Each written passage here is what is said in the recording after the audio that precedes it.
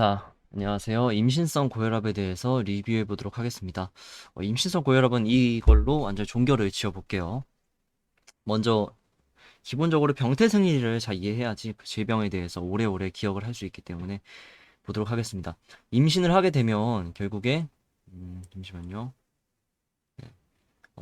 코리오닉, 그러니까 육모막, 코리오닉 빌라이, 아니면 피터스에 혈액을 공급하기 위해서, 아기한테 혈액을 주기 위해서 산모, 임산부 자신의 혈관은 좀 수축을 해야 된다는 거죠. 그러니까 피를 아기한테 많이 주고 자기는 좀 적게 쓴다. 그래서 스파즘을 해야 되는데 어, 그것 때문에 혈관이 수축하니까 고혈압이 생기고 그 다음에 신장으로 가는 혈관도 수축하니까 올리고유리아, 핍뇨, 그리고 사구체가 고혈압 때문에 손상돼서 그런지 단백뇨가 생긴다.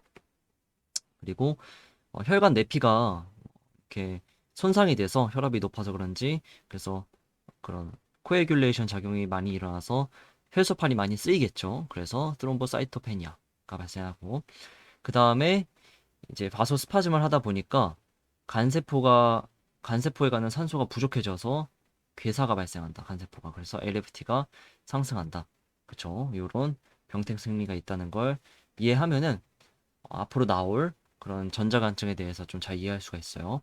자, 정의 보도록 하겠습니다. 정의를 묻는 그런 문제도 많이 나오기 때문에 가장 먼저 임신성 고혈압, 제스테이셔널 하이퍼텐션 혹은 프레그넌시 인듀스드 하이퍼텐션에서 PIH라고도 부르는데 임신 20주 이후에 처음 발견된 고혈압이에요. 그 전엔 괜찮았는데 근데 고혈압 기준이 어, 그 일반적인 고혈압 기준과 같이 140에 90. 그 다음에 특징으로는 산후 12주 이내에 혈압이 정상화된다는 특징을 가지고 있죠. 그 다음에 이제 전자간증, 이게 거의 메인인데 이게 정말 중요한데 프리에클램지아인데 임신성 고혈압에다가 전자간증 증상이라는 게 플러스 되는 거예요.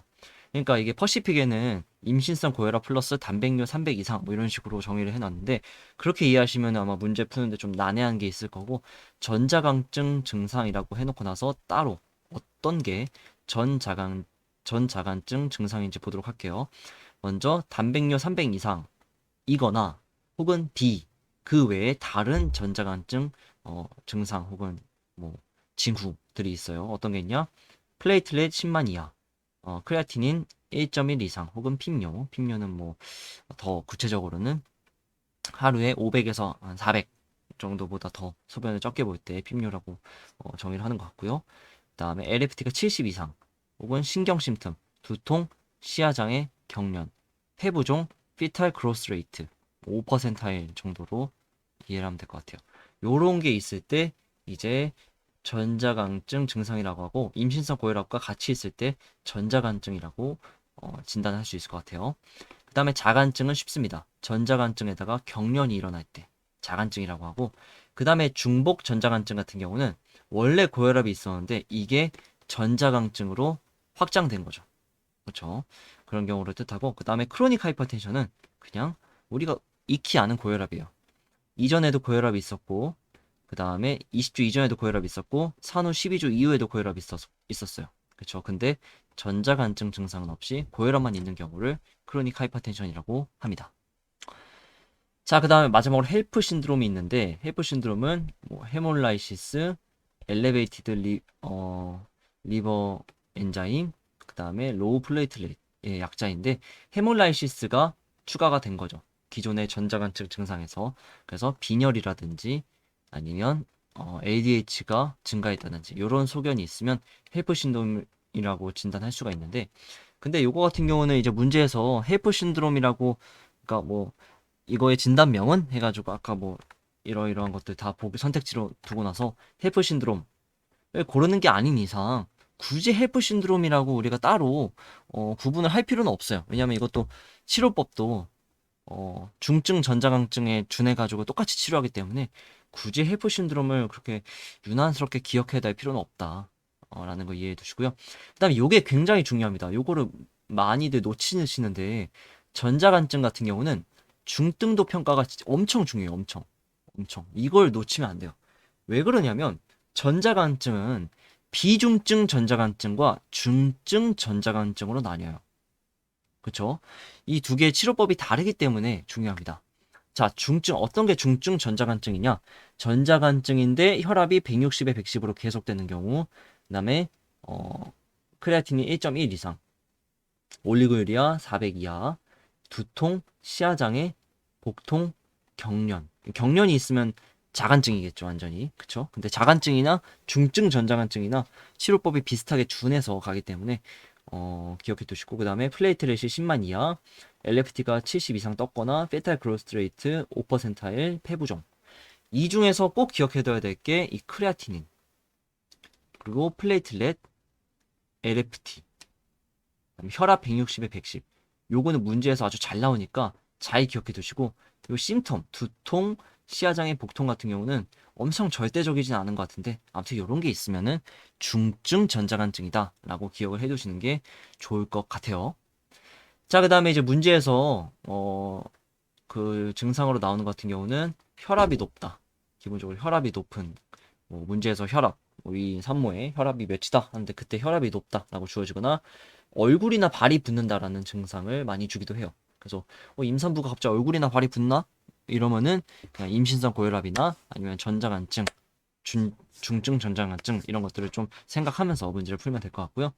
그 다음에 이제 두통, 상복부 통증, 경련, 시야장애 이런 애들은 모두 다 이제 중증 전자강증에서 나오는 그런 증상들이죠. 잘 기억을 해두시면 좋을 것 같고요.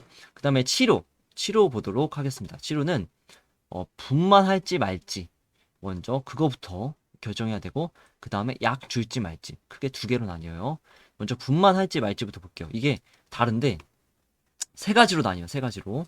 자, 그냥 임신성 고혈압과 비중증 전자간증 같은 경우는 38주 기준으로 38주가 넘어가면은 분만을 하고 38주가 넘어가지 않으면 팔로우합니다. 이해되셨죠?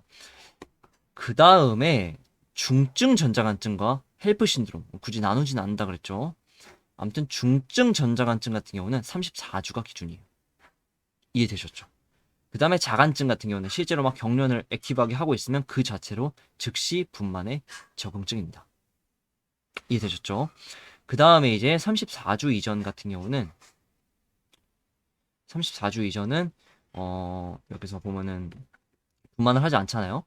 중증 전자간증이나 아니면 임신성 고혈압이나 비중증 전자간증이나 34주 이전은 분만하지 않는데 이때는 폐성숙을 위해서 베타메타존을 투여를 한다는 거. 왜냐면 언제 분만하게 될지 모르니까. 자, 그다음에 약줄지 말지 같은 경우는 먼저 고혈압에 대한 약을 생각해야 되는데 기준은 160에 110이에요. 이거보다 혈압이 낮을 경우는 고혈압 약을 주지 않습니다. 목표는 150에 100이에요. 140에 90 이하로 낮추진 않는 것 같아요. 이건 아니에요. 150에 100 이하로 낮추는 거고 약은 막 뭐 ARB나 에이스 이니비터 이런 거 안 씁니다. 라베테롤, 히드로알라진, 그다음에 니페디핀.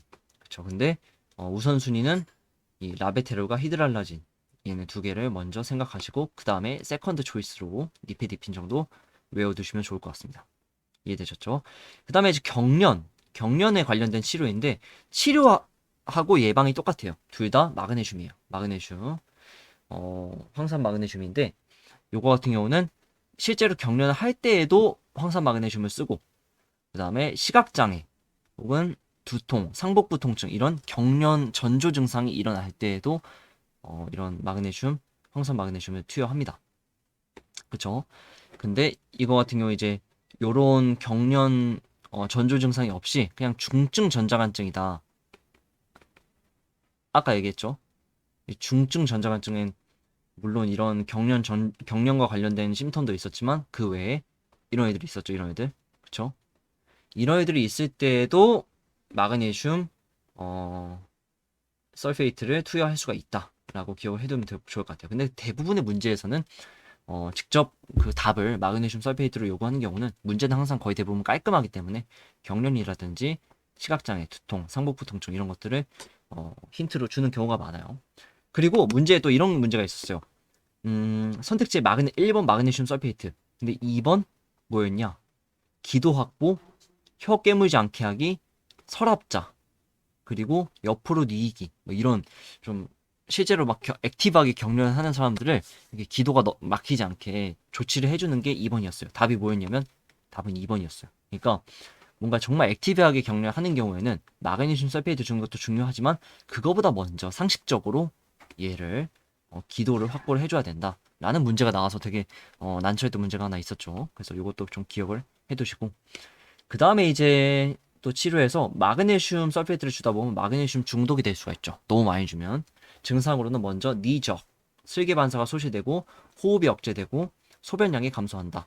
그 중에서 제일 많이 나오는 거는 슬개 반사 소실과 호흡 억제 두 가지가 많이 나오는데 문제에서 마그네슘 치료 중에 이런 증상이 나타났다 그러면 칼슘을 투여합니다. 칼슘은 마그네슘을 잡는 애예요. 그래서 칼슘 글루코네이트 혹은 칼슘 염화칼슘 이런 애들을 투여하면 되겠죠. 자, 그 다음에 마지막으로 드물게 이 임신성 고혈압에서도 그러니까 전자간증에서도 폐부종이 있는 경우에 퓨로세마이드가 답인 경우가 있었습니다. 그래서 퓨로세마이드까지 기억을 해두시면 자, 임신성 고혈압은 마스터할 수가 있겠습니다. 여기까지 할게요.